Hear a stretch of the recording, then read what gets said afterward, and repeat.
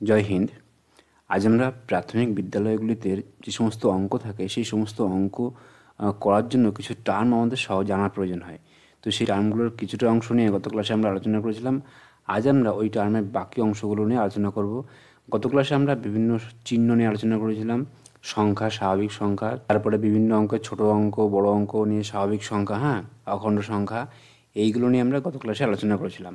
আজ আমরা জোড় বা যুগ্ম সংখ্যা, বিজোড় সংখ্যা, অযুগ্ম সংখ্যা, মৌলিক সংখ্যা, কৃত্রিম সংখ্যা, নিখুঁত সংখ্যা এই সমস্ত নিয়ে আলোচনা করব এবং পরীক্ষায় এই সমস্ত শব্দ থেকে কী ধরনের অঙ্ক আসে সেইগুলো নিয়ে আলোচনা করব। তো তোমরা ক্লাসটা মন দিয়ে দেখো, দেখলে তোমরা সহজে বুঝতে পারবে যে কীভাবে পরীক্ষায় প্রশ্ন আসে। দেখো, প্রথমে দিয়ে আছে কি জোড় সংখ্যা, তাই না? জোড় বা যুগ্ম সংখ্যা ইংলিশে বলে কি? ইংলিশে কী বলে? ইংলিশে বলে even number, even, even number.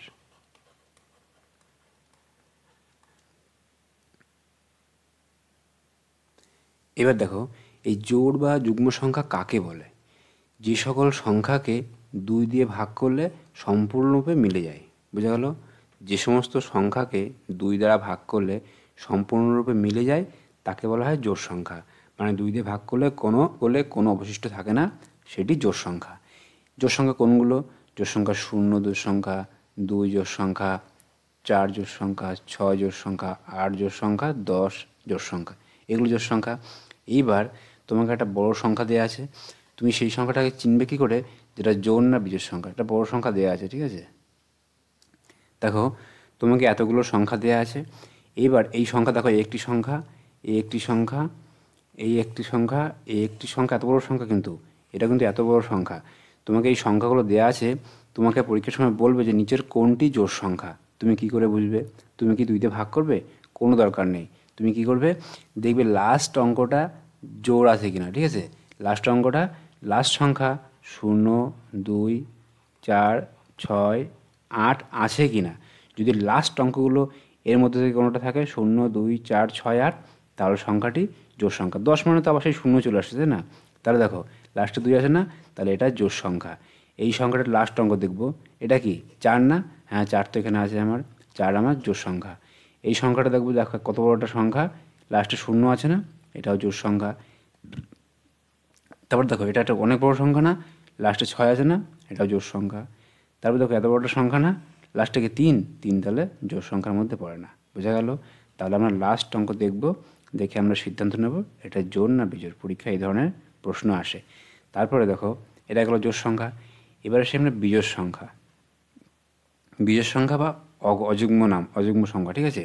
এ কী বলে? ইংরেজিতে বলে odd number, ODD, odd number, BR। তোমরা কিন্তু এটা খাতায় লিখে রাখবে, ঠিক আছে? কারণ এর থেকে প্রশ্ন কিন্তু পরীক্ষায় আসে। এই বিজোড় সংখ্যা কি কাকে বলে? যে সমস্ত সংখ্যাকে 2 দিয়ে ভাগ করলে মেলে না, 1 থাকে অবশিষ্ট। বোঝা গেল? যে সমস্ত সংখ্যাকে 2 দিয়ে ভাগ করলে সম্পূর্ণরূপে মেলে না, 1 থাকে অবশিষ্ট, সেই সমস্ত সংখ্যাই অযুগ্ম সংখ্যা বা বিজোড় সংখ্যা। যেরকম 1, 3, 5, 7, 9। বোঝা গেল? তাহলে কি এটা কি সংখ্যা? এটা আমার অযুগ্ম সংখ্যা বা বিজোড় সংখ্যা। বোঝা গেল? Odd number. তাহলে যে সমস্ত সংখ্যাকে আমরা 2 দিয়ে ভাগ করলে মেলে না, সেটাকে বলে অযুগ্ম সংখ্যা।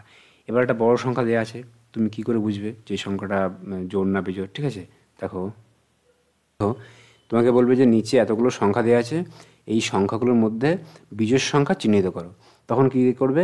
তখন দেখবে যে ওই সংখ্যাটার শেষ অঙ্ক, লাস্ট অঙ্ক, ঠিক আছে? লাস্ট অঙ্ক কি 1, 3, 5, 7, 9 আসে কি না, ঠিক আছে? দেখবে যে ওই সংখ্যার শেষ অঙ্ক 1, 3, 5, 7 যদি থাকে, তাহলে সংখ্যাটি অবশ্যই বিজোড় সংখ্যা। বোঝা গেল? এবার দেখো, এত বড়টা সংখ্যাতে আছে না, তাহলে এর শেষ অঙ্কটা কি 7 না?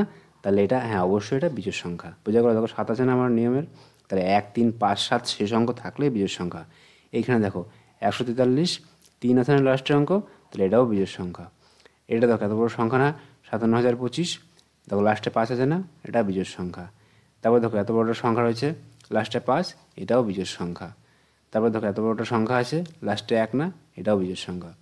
তারপর দেখো এই সংখ্যাটা লাস্টে 2, তাহলে এটা জোড় সংখ্যা, বিজোড় সংখ্যা নয়। বোঝা গেল? আমরা লাস্ট অঙ্ক দেখে আমরা সিদ্ধান্ত করব যে জোড় সংখ্যা কোনটা, বিজোড় সংখ্যা কোনটা। বোঝা গেল? এইবার দেখো, জোড় এবং বিজোড় থেকে পরীক্ষায় কী ধরনের প্রশ্ন আসে ভালো করে দেখে নাও।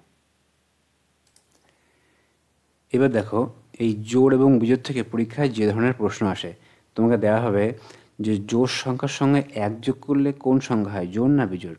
তাহলে যে কোনো জোড় সংখ্যা, মনে করো 2 জোড় সংখ্যা, তার সঙ্গে এক যোগ করলে কী হয়, বিজোড় সংখ্যা হয়। 3 না, 3 কি বিজোড় সংখ্যা। মনে করো 8 জোড় সংখ্যা, এর সঙ্গে আমি এক যোগ করলাম, তাহলে 9 কি, 9 বিজোড় সংখ্যা। তার মানে জোড় সংখ্যার সঙ্গে এক যোগ করলে অবশ্যই সংখ্যাটা কী হবে, বিজোড় সংখ্যা। তোমরা কি লিখবে, জোড় সংখ্যার সঙ্গে এক যোগ করলে কী হবে, বিজোড় সংখ্যা। বোঝা গেল? এটা কিন্তু মনে রাখবে, কিন্তু এগুলো লিখে লিখে একটু মুখস্থ করে নেবে, পরে দেখবে তোমরা ঠিক বুঝতে পারবে। এবার জোড় সংখ্যার সঙ্গে এক বিয়োগ করলে, মনে করো 4 জোড় সংখ্যা, এর সঙ্গে এক বিয়োগ করি, কত হয়, 3। মনে করো 9 8 জোড় সংখ্যা, এর সঙ্গে আমি এক বিয়োগ করি, কত হয়, 7 হয় না। তাহলে 3 7 কি, এরা বিজোড় সংখ্যা। তাহলে জোড় সংখ্যা থেকে এক বিয়োগ করলে কী হয়, বিজোড় সংখ্যা হয়, মনে থাকবে। তারপর দেখো, বিজোড় সংখ্যার সঙ্গে এক যোগ করলে, তাহলে বিজোড় সংখ্যা মনে করো 5, এর সঙ্গে আমি এক যোগ করলে কত হয়, 6 জোড় সংখ্যা। আবার মনে করো 9 বিজোড় সংখ্যা, এর সঙ্গে আমি এক যোগ করলে কত হয়, 10 হয় না। তাহলে জোড় সংখ্যা। তার মানে বিজোড় সংখ্যা থেকে যদি বিজোড় সংখ্যার সঙ্গে এক যোগ করলে কী হয়, জোড় সংখ্যা হয়, মনে থাকবে, জোড় সংখ্যা।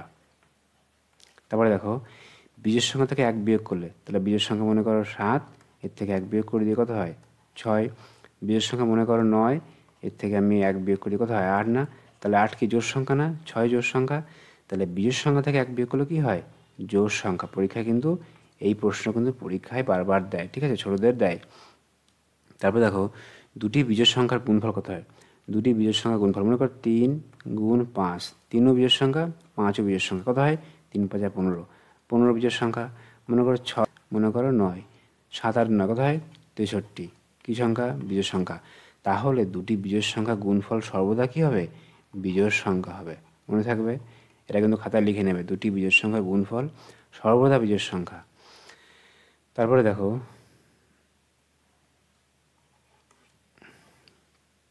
দুটি জোড় সংখ্যার গুণফল, দুটি জোড় সংখ্যা, মনে করো 4 গুণ 2 কত হবে, 8। মনে করো 6 গুণ 10, 10 কত হবে, 60। তাহলে এটা কি জোড় সংখ্যা না, এটাও জোড় সংখ্যা। তাহলে দুটি জোড় সংখ্যার গুণফল সর্বদা কী হবে, জোড় সংখ্যা হবে, মনে থাকবে। দুটি জোড় সংখ্যার গুণফল সর্বদা জোড় সংখ্যা গুণফল। তারপর দেখো, একটি জোড় একটি বিজোড় সংখ্যা গুণফল কী হবে, একটি জোড় একটি বিজোড়। মনে করো 4 5 গুণ 6, 5টি বিজোড় 6 জোড়, কত হয়, 5 6 30। মনে করো 7 গুণ 10, 7 বিজোড় 10 জোড়, কত হয়, 70। মনে করো 8 গুণ 11 কত হয়, 88। তার মানে কি, এই 88 30 70 কি জোড় সংখ্যা না। তাহলে একটি জোড় সংখ্যার সঙ্গে একটি বিজোড় সংখ্যা গুণ করলে সর্বদা কী হবে, জোড় সংখ্যা হবে, জোড় সংখ্যা হবে। বোঝা গেল? তোমরা কিন্তু এগুলো মনে রাখবে, এই ধরনের প্রশ্ন কিন্তু পরীক্ষায় দেয় এবং আমরা ভুল করি, যে জোড় বিজোড়ের সংখ্যা, যে গুণ ভাগ বিয়োগ। এবারে কিছু বেসিক জিনিস আমরা জেনে নেব। তারপরে দেখো, ক্ষুদ্রতম স্বাভাবিক অযুগ্ম সংখ্যা, মানে সবথেকে ছোট স্বাভাবিক বিজোড় সংখ্যা কত, বিজোড় সংখ্যা 1। 1 কিন্তু আবার ক্ষুদ্রতম স্বাভাবিক অযুগ্ম সংখ্যা 1, কিন্তু 1 কিন্তু আবার নিরপেক্ষ সংখ্যা, ঠিক আছে। 1 কিন্তু মৌলিক যৌগিক কোনো সংখ্যায় ধরা হয় না, 1 কিন্তু নিরপেক্ষ সংখ্যা। আবার যদি বলে ক্ষুদ্রতম স্বাভাবিক অযুগ্ম সংখ্যা 1, ক্ষুদ্রতম স্বাভাবিক যুগ্ম সংখ্যা কত, যুগ্ম সংখ্যা 2। বোঝা গেল? শূন্য কি, শূন্য একটি যুগ্ম সংখ্যা, যুগ্ম। শূন্য কি, যুগ্ম সংখ্যা, কারণ শূন্যকে 2 দিয়ে ভাগ করলে মিলে যায়, তাই না। 10কে 2 দিয়ে ভাগ করে দাও, কত হয়, 5 না। তাহলে মিলে গেল না। তাহলে শূন্য কি একটি যুগ্ম সংখ্যা। আমি এই পরে আরও আমি এই স্বাভাবিক সংখ্যা থেকে যে ধরনের প্রশ্ন দেয় সেটা দেখাচ্ছি। আগে মৌলিক এবং যৌগিক সংখ্যাটা লিখে নিই। তোমরা এই ধরনের ক্লাস রেগুলার পাওয়ার জন্য একটি কাজ করবে।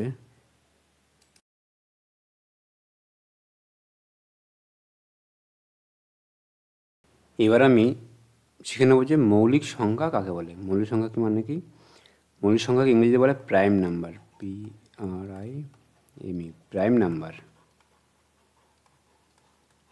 বোঝা গেল? এই প্রাইম নাম্বার কি, মৌলিক সংখ্যা হলো যে সমস্ত সংখ্যাকে এক এবং সেই সংখ্যা ছাড়া অন্য কোনো সংখ্যা দিয়ে ভাগ করা যায় না। বোঝা গেল? মানে মনে করো মৌলিক সংখ্যা এটা কি 5, এই 5কে তুমি 1 দিয়েও ভাগ করতে পারবে আর 5 দিয়ে ভাগ করতে পারবে, আর কোনো সংখ্যা দিয়ে ভাগ করতে পারবে না। তাই 5 একটি মৌলিক সংখ্যা। বোঝা গেল? তাহলে যে সমস্ত সংখ্যাকে 1 এবং সেই সংখ্যা ছাড়া অন্য কোনো সংখ্যা দিয়ে ভাগ করা যাবে না তাকে বলা হয় মৌলিক সংখ্যা। বোঝা গেল? Prime number. এবার পরীক্ষায় প্রশ্ন দেয় যে 1 থেকে 100 পর্যন্ত মৌলিক সংখ্যা লেখো। তারপরে এইবার মৌলিক সংখ্যা থেকে মৌলিক সংখ্যার দুটো ভাগ আছে। আবার পরস্পর মৌলিক সংখ্যা, যমজ মৌলিক সংখ্যা। পরীক্ষা কিন্তু এই প্রশ্নগুলো দেয়। পরস্পর মৌলিক সংখ্যা মানে কো প্রাইম নাম্বার, কো প্রাইম PRIME প্রাইম সঙ্গে নাম্বার, ঠিক আছে। এটা কি বলা হয়? পরস্পর মৌলিক সংখ্যা। তোমাকে দুটি সংখ্যা দেবে, দিয়ে বলবে যে এরা পরস্পর মৌলিক সংখ্যা কিনা তোমরা দেখে বলো। তোমরা দেখবে যে পরস্পর মৌলিক সংখ্যা অর্থাৎ পরস্পর মৌলিক সংখ্যা তাদেরকে বলে যাদের সাধারণ উৎপাদক এক ছাড়া অন্য কোনো সংখ্যা দ্বারা ওই দুটি সংখ্যাকে ভাগ করা যায় না। মনে করো একটি সংখ্যাতে আছে 5, একটি সংখ্যা 8, তাই না? এরা কি পরস্পর মৌলিক সংখ্যা কিনা তোমরা দেখে বলো। তাহলে দেখো 5কে আমি 1 দিয়ে ভাগ করতে পারি আর 5 দিয়ে ভাগ করতে পারি, আর 8কে আমি 1 দিয়ে, 2 দিয়ে, 4 দিয়ে, 8 দিয়ে ভাগ করতে পারি 8কে। কিন্তু এই দেখো এই 5 এবং 8-এর 1 ছাড়া কি আর কোনো সাধারণ উৎপাদক আছে? মানে 1 দিয়েও 5কে ভাগ করা যায়, 8 দিয়েও 1 দিয়ে 5কে ভাগ করা যায়, 1 দিয়ে 8কে ভাগ করা যায়। তার মানে 1 ছাড়া অন্য কোনো উৎপাদক আছে? নেই। তার মানে 5 এবং 8 এরা পরস্পর কোপ্রাইম সংখ্যা, পরস্পর মৌলিক সংখ্যা। বোঝা গেল? এটা পরস্পর মৌলিক সংখ্যা। মনে করো দেওয়া আছে 9 আর 16, এরা কি পরস্পর মৌলিক সংখ্যা কিনা তোমরা দেখে বলো। এই 9 কিন্তু বিজোড় সংখ্যা, ঠিক আছে, এবং যৌগিক সংখ্যা। 16ও কিন্তু জোড় সংখ্যা। এবং 9কে কী কী দিয়ে ভাগ করা যায়? দেখো 9কে কী কী দিয়ে ভাগ করতে পারি আমি? 1, 3 আর 9। আর 16কে কী কী দিয়ে ভাগ করতে পারি আমি? 16কে 1, 2, 4, 8, 16। তাহলে 16কে আমি এতগুলো সংখ্যা দ্বারা ভাগ করতে পারি, 9কে আমি এতগুলো সংখ্যা দ্বারা ভাগ করতে পারি। কিন্তু দেখো এদের মধ্যে সাধারণ উৎপাদক 1 বাদ দিয়ে আর কোনো সংখ্যা আছে? নেই। তার মানে 9 এবং 16 পরস্পর মৌলিক সংখ্যা, এরা কোপ্রাইম নাম্বার। বোঝা গেল? তাহলে তোমরা পরস্পর মৌলিক সংখ্যার কীভাবে বুঝবে? যে দুটি সংখ্যা, যে সংখ্যা দুটো দেবে সেই দুটি সংখ্যার মধ্যে যদি সাধারণ উৎপাদক 1 থাকে, 1 ছাড়া অন্য কোনো সংখ্যা না থাকে, তাহলে সেটা পরস্পর মৌলিক সংখ্যা, কোপ্রাইম নাম্বার। বোঝা গেল?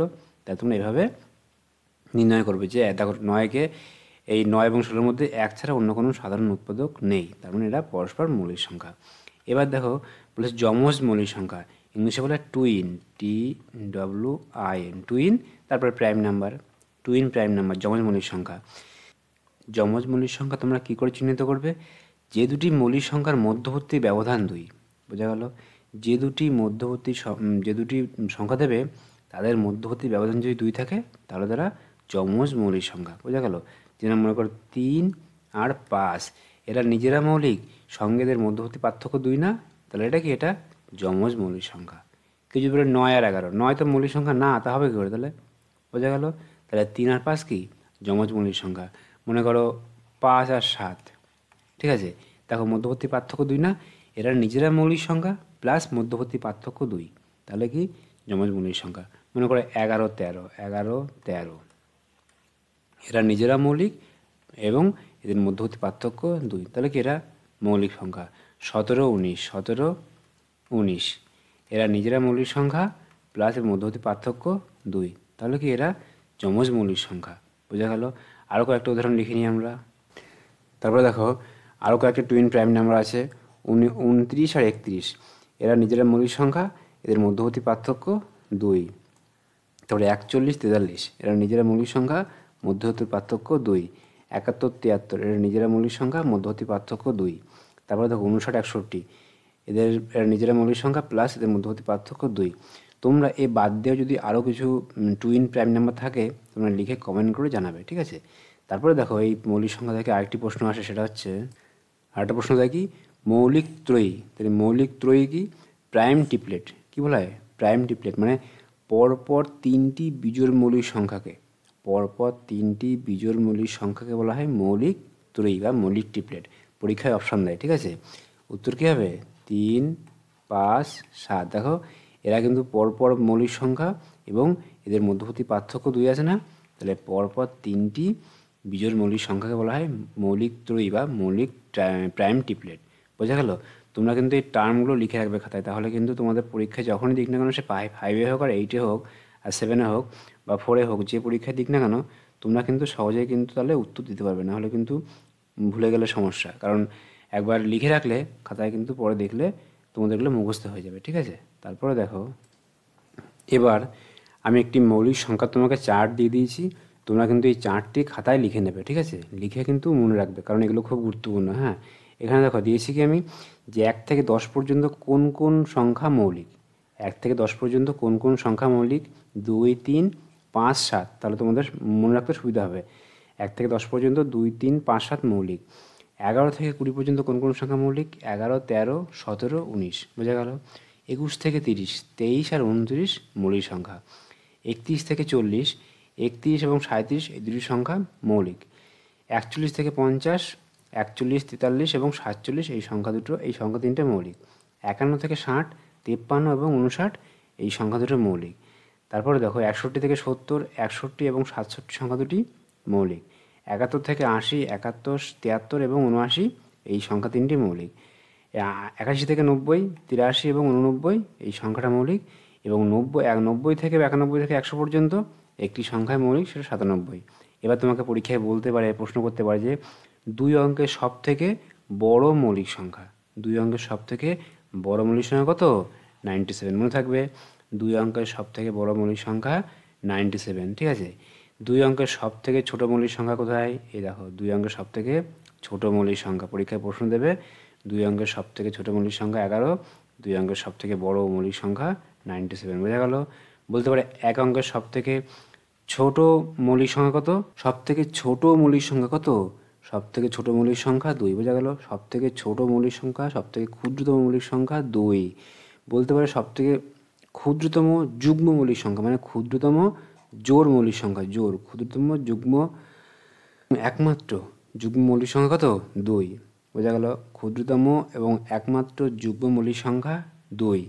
ক্ষুদ্রতম অযুগ্ম মৌলিক সংখ্যা, ক্ষুদ্রতম বিজোড় মৌলিক সংখ্যা কত, 3। বোঝা গেল।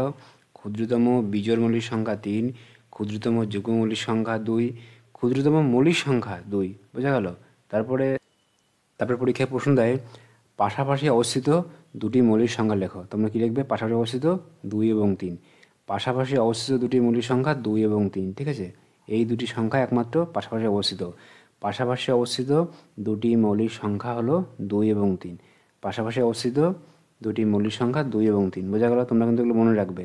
ক্ষুদ্রতম 2 অঙ্কের মৌলিক সংখ্যা 11, ক্ষুদ্রতম 2 অঙ্কের বৃহত্তম মৌলিক সংখ্যা 97, তারপরে ক্ষুদ্রতম যুগ্ম মৌলিক সংখ্যা 2, ক্ষুদ্রতম মৌলিক সংখ্যা 2, ক্ষুদ্রতম অযুগ্ম বা বিজোড় মৌলিক সংখ্যা 3, ঠিক আছে। এগুলো খাতায় কিন্তু লিখে নেবে। তারপরে দেখো, যাই হোক আজকের ক্লাসে আমরা এতটাই করলাম। পরের ক্লাসে আমরা যৌগিক সংখ্যা, কৃত্রিম যৌগিক সংখ্যা বা কৃত্রিম সংখ্যা, নিখুঁত সংখ্যা, আরও অনেক কিছু আছে যেগুলো আমাদের জানা খুব প্রয়োজন এবং পরীক্ষার ক্ষেত্রে এই প্রশ্নগুলো আসে।